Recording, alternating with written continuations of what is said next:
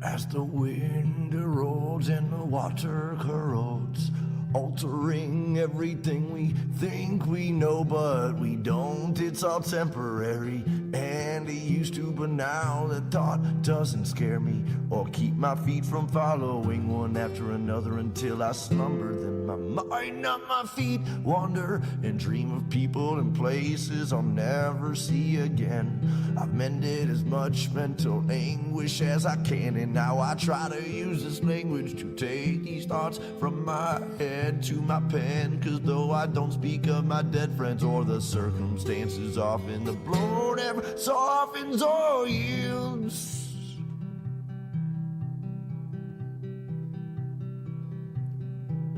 I'm in a desolate field, lonesome stargazing, eye blazing, chasing traces of remembrance and reverence of relevant friends and acquaintances, and faceless and nameless names and faces. And while my mind is racing through these photo albums and quotations, all these people and places far from me, for only land and stars I see when I'm outside of the mile-high city, which is not my city, for I was born 1,000 miles northeast of there, in the land of beer and lakes and pistol fire on MLK's birthday, where there is no minorities and segregation's mandatory. But that's a whole nother story altogether, and no matter the weather or hardships that any place brings, I'll still laugh when people shiver and say it's freezing, or say, hey, no, wait, I already had 18 mixed drinks, but I guess it's a Midwest thing, and I'm a mess from a dirty city and brought most of this filth I've gathered with me.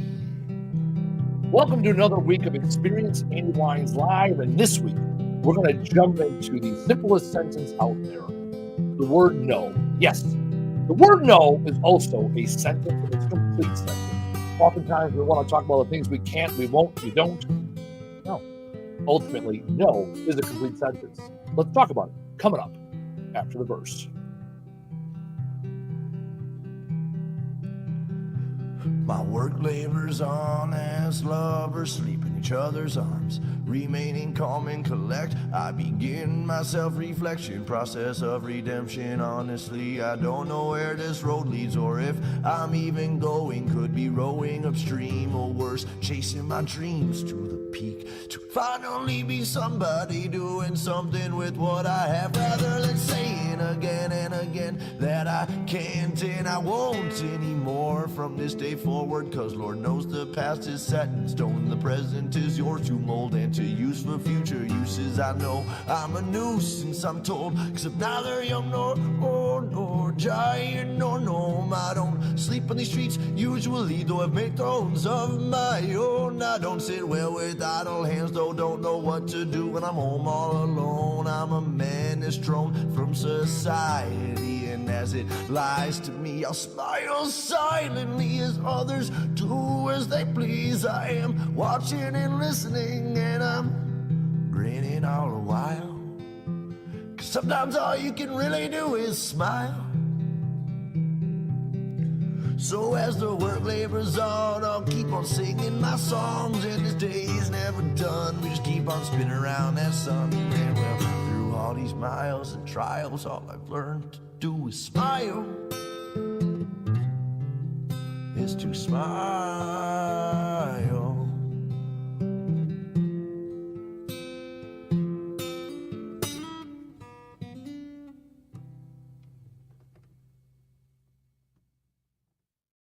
Welcome to another week of Experience Andy Weins Live, and this week we're going to be talking about how no is a complete sentence. But first, as always, as always, I'm going to start my show here with a moment of gratitude. This week, grateful for one of my consulting clients. Her name is Summer. She has recently jumped into operations and finances, and dug into all those things in her business that she had historically avoided. And a couple of weeks ago, when we were going through her finances and her operations, I pulled up, after a lot of cleaning up and getting things on QuickBooks, pulled up her P&L statement, a profit and loss statement, for the very first time. After years of being in business and having chicken scratch throughout those years, we pulled up her P&L for the first time, and she lit up. The look on her face, how proud she was of all the work that she had done, not only in her business, but also the work she'd been doing over the last few weeks and months to get her finances and operations in order to say, hey, here is a no shit actual financial document as a reflection of the work I've done all these years. And I'm thankful because the way that she lit up, the work that she put in really inspires me to continue on my journey of writing my next book called Numbers Fucking Matter, where I take this idea that entrepreneurs have of what business could be or should be or needs to be, right? And we really say, hey, no, let's focus on the end state, which is the numbers of your business and what does it look like. And so I've doubted myself in the past, like, hey, is this really something people need? And in that moment, I can clearly see that the work I'm doing, the research I'm doing, the writing of the book, the time and money spent on the book is absolutely worth it because there's entrepreneurs like Summer out there that are doing all the things right, and yet there's more things that they need to be doing right. So the things they're doing are right, and yet there's more. And I can take my experience and knowledge and pass that on to the next people, no different than I passed on my knowledge with Words Fucking Matter and all the work I've done in the last 10 years working on myself. So I'm grateful for Summer for allowing me to dig into her numbers, dig into her business and her operations, and allowing me that moment of inspiration for me. As far as other reasons we got to pay bills around here, other things, speaking. That's what I love doing. So not only do I have the language of leadership, and really now it's transitioned to being the language of leaders. So I'm really focusing on leaders individually. So the language of leaders, and I've also taken from feedback from people here within this community. I've taken the triple S score, which I read about in my book, about the simplicity, the satisfaction, the stimulation you get from being around certain people. And I've now morphed that into what we can do with people in business. So a few weeks ago, I talked about how to hire, fire, and promote people within your life. And so that's my next workshop and keynote that I'll be presenting. I have one booked already, and I'll be booking more here in the future. So for organizations, even chambers, maybe to that extent, but really it's for organizations and large conventions and expos, right? One of the thing I'm rolling out is how to hire, fire, and promote people in your life. And those people include vendors, customers, employees, right? Because often we struggle with that. So that's the latest keynote workshop I'm doing. So you can think of a place that needs that information, send them my way for that latest keynote workshop. All right, let's talk about what we're going to talk about. The word no. The word no is a complete sentence. I heard that years ago from a good friend of mine, Pat Miller, who's formerly known as he was the starter of the Idea Collective, and now he has the small business online community. So Pat Miller said, no is a complete sentence. And I thought about that over the weekend and how that's impacted my life. Looking back at the shows I've done over the last year, we've talked about start, stop, continue of change. We've talked about shit words like can't, won't, don't. Recently, we said less is more. And now in my life now, I'm really focusing on the 10x things in the 10x ability I have to focus on my unique ability. What are the things that I'm great at? Been put on this earth to do these great things. And for everything else, the answer is no. Another thing I learned recently reading 10X, I often want to justify why I want things. I want to justify my needs. I want to explain to people my position. And in the book 10X, they talk about, well, you want what you want because you want it. And that's it. So I sarcastically used to always say, hey, I do what I want. And now I say I only do what I want so that I can qualify time spent in my unique ability, time spent focusing on what makes me great, time spent focusing on why I was put on this earth versus all other time. And it's one thing to go out of your way to say, okay, well, this is what I want out of life and explain to you my North Star and explain to you my goals and dreams and aspirations. Or I can say, no to opportunities that no longer motivate me, no to opportunities that no longer get me closer to my North Star. And the beautiful thing about no is, and this is what I'm working on and learning, is it's a complete sentence. When you ask me if I want to participate in something, when you ask me if I want to spend my time, energy, money, or charitable dollars, I always would like, oh, no, I'm spending it here. I don't have the money, or no, it's not a good use of my time, or I have other things to do. And now the answer is no. Well, over the last couple of months, I was part of a networking group, a CEO roundtable group. And first 6 months, I really put a lot of effort into it. I went week in and week out. And I wasn't motivated. I would sit there and I'd be playing on my phone. It's 2 hours long. I'm in a room with 10 or 12 other people, and I found myself distracted. I'd be wandering in my mind, and I would all of a sudden be scrolling Facebook or LinkedIn or checking emails. I wasn't engaged. And I sat back and I was like, well, why don't I want to be there? Right? What the group of people? And I was, oh, here are the pros and here are all the cons lists. This is why I don't want to be there. I'm not motivated. I'm not checked in. Right. And I finally said, okay, I don't have to explain anything to anybody. I took it off my calendar. I let the person that hosted the event, that's in charge of the invites, the RSVPs. Nope, I'm no longer interested in going there. And she was kind of taken back by it because I'm relatively new. And I thought, no, this is no longer a good use of my time. I don't want to be there, right? And I don't have to say that I don't want, right? What I want are those 2 or 3 hours of my month back so I can focus on what makes me unique. I can focus on things that are productive and not busy within the power of the word no.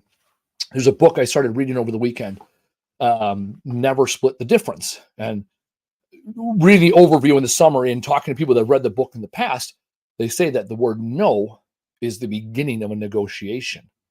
Because now you can say no. Whatever they come to you, you say no.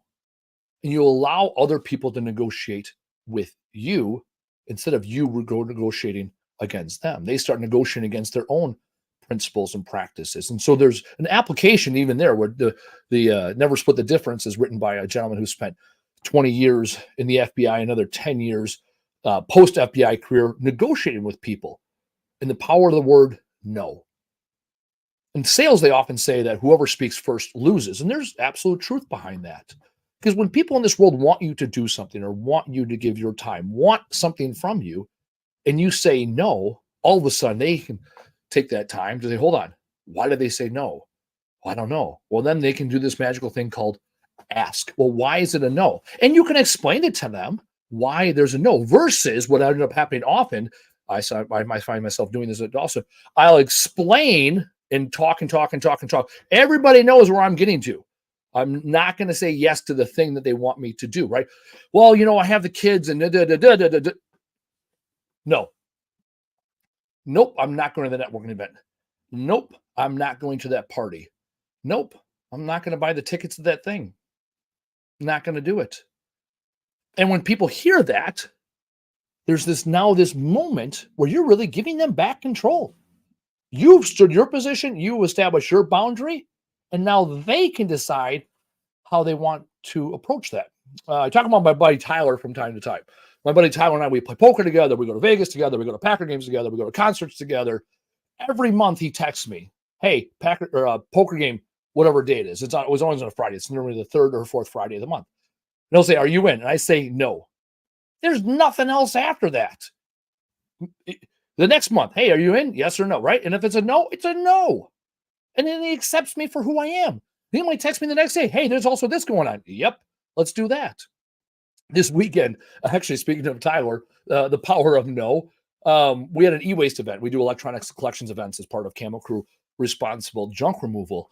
And my guy calls me, went up to the chain of command and made it to me. I'm the owner of the company. Makes it to me that the guys are out of capacity. They need another truck or two brought to this event. And from where I was at to where I could get there in about 35 to 40 minutes. And that's what they needed. So I go to my buddy Tyler, who's military also. I said, Tyler, I need you to get in the truck. We have to run over to the warehouse, grab some trucks, and go help at an e-waste event. He goes, all right, one truck or two, right? In that moment, he had the power to say no, and he goes, all right, let's go, right? We came here to the warehouse, we picked up 2 trucks, went to the e-waste event. We got to the e-waste event. I didn't even ask him if he could help and stay, because the original plan was we're going to drop off trucks, pick up trucks, and just swap them out. We found out quick, fast, in a hurry. No, we're staying here. We're going to end up working the last hour and a half of the event. And so what? I never even asked him, right? And he kept working, and as I just kept working, because in that moment, we saw this shared vision, right? And all the no's before, all the yeses before, at that moment didn't matter. We leaned into which was naturally already part of our lives. Organically, it's like, well, I got your back, you got my back.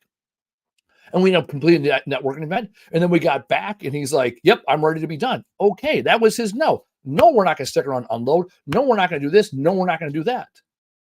So I respected his boundary once there was a no established. Right? He gave me his time. I didn't even ask. And then we went back, and it all started because one of my guys was like, hey, can you help unload? And I go, no. You need a capacity. I got your capacity. You need to get the event done. We got the event done. Now I'm going to go back to spending time with my daughter. Right? Because I'll tell you, I'll put out a fire. Once the fire's put out, no, I'm leaving. I told him, hey, guys, good good luck unloading. Have a good time. Unload the trucks. No, I'm going back to my life. I'm going back to spend time with my daughter. My buddy Tyler's going to go back to what he's doing. Came in this morning. First thing they said, hey, awesome. Thank you so much, Andy. It was a huge help. Without those 2 trucks, we would have been there another 2 hours. Might not have got the event done. Would not have been cleaned up. Customer would have been pissed, right? And if you were left on Saturday, right, been like, oh, I feel guilty. I'm leaving the guys. No, it's not what I do. On Mondays after my show, I do the 2 shows. I go to the gym. Last week, Monday, like 6:15, I got my gym appointment at 6:40. I'm pulling out. Trucks are pulling in. Guys are unloading. I go, leaving, right? So the question of, Andy, are you going to stick around, wait till the last truck? No, I'm going to the gym. That's what I do. And ultimately, what ends up happening is I empower those around me because I give them a very clear and concise boundary of mine. I'm a savior, but I have a hero's complex, savior's complex, whatever you want to call it. So I naturally want to be the safety net. I naturally want to be the hero. I want everything to go to shit so Andy can swoop in and get that dopamine, build up his ego. Like, oh, Andy's the smartest guy in the room. Andy had the answers. Andy fixed it. Andy, we let it go to shit, but then Andy took care of it. And that made me really busy. It made me really irreplaceable within my company and also in my family to that extent. And then I learned the power of no. And what ended up happening was I said no, and I got to feel empowered by setting my boundary. And everybody else, once they knew the answer was going to be a no, and he's not going to clean up the mess, and he's not going to stay around later, and he's not going to go make things happen, right, when things weren't happening, right? Because I either put out fires or I create fires. That's what I'm generally known for. And I ended up finding myself busy. I wasn't moving the needle, for the company, moving us forward. I was only getting us caught up with what we were currently working on. And so once I started saying no, everybody else had to start saying yes. And then they also got to identify, well, it's a yes to this and it's a no to that. Okay, if it's no for you, then who can it be a yes for? And you start to get people, right seats. We talk about EOS. You also start to get people to naturally lean into their unique abilities. Because by me saying no, I'm actually creating more opportunities for other people. And that's in business. And in life, it's no different. I talked earlier about the triple S score. With some people in life, they will not meet your minimum threshold. The simplicity of the relationship you have with them, the satisfaction of the things you do, the stimulation of the person, it's a no. They ask, you want to go to the bar? No. I found this interesting. For years, when I went to networking events, I talked about drinking. I would rarely have drinks around other people because I already have 2 friends. It's one more than I need, right? I had plenty of jokes and bits. The fact of the matter is, I never want to have a drink in my hand and be accused of saying something, right, that I may or may not have said, or doing something, right, and I had a drink in my hand, and that's a contributing factor. I offend people enough without alcohol. We don't need that brought in, right? So I never wanted to drink around people. And it was never a crutch. I'm not a big drinker. And for years, whenever I said, no, I don't want to drink. No, I don't want to drink. Oh, no, it's just one. No, let me buy you a beer. No, it's okay. A year and a half ago, when I declared to myself and others, I no longer drink, I abstain from alcohol, now people respect it. People respect that boundary much more than I don't want a drink today. So when I say no to all alcohol, people respect it. And moreover, I respect myself. I also fast every day. I fast 14 to 16 hours every single day. Well, 5 days a week. The goal is 5 days a week. The goal is 5 days a week. I fast 16 hours. So I broke my fast a little bit ago. I went 17, 18 hours today. So I ate late. When I wake up in the morning and I'm feeling hungry and I see something I enjoy eating on the counter in the fridge and I say no to myself, I've just given myself a little bit of dopamine because I've held my own standards. Now, if I ate that, there's nobody to watch, nobody to justify, right? And yet I'm the one that's held that standard for no. On the days where I say, I don't want to go to the gym, say, no, it's already on the schedule. Going to the gym is the best thing for you. So no excuses today. No bullshit. I talk about BED, blame, excuse, denial. I have a predisposition to blame others for my inadequacies, for the results of things that I had implementation or control over. And I learned the word no. No, Andy. Where's your fingerprints? Where's your DNA? It's a question that my business coach asked me a couple of years ago when I brought a situation to him where I blamed and blamed and blamed. He listened to me for 45 minutes blaming other people for this situation. He goes, okay, Andy, no blaming. Where's your fingerprints? Where'd you show up? How'd you show up? Where's your DNA on the situation?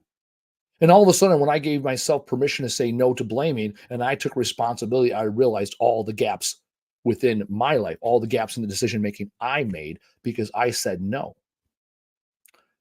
The beautiful thing about changing up your language is initially when you change it up, it starts in your head. It's kind of surfacey. And then you project it out to the world and you get empowered. Like, oh, look at me. I'm setting my boundaries. I'm setting my standards. I'm letting the world know who I am. And then someday you have to live up to that person that you told the world you were.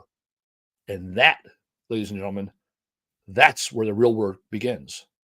And that's where I'm at now. I've raised the flag. I wrote the book. I told people what hill I'm willing to die on.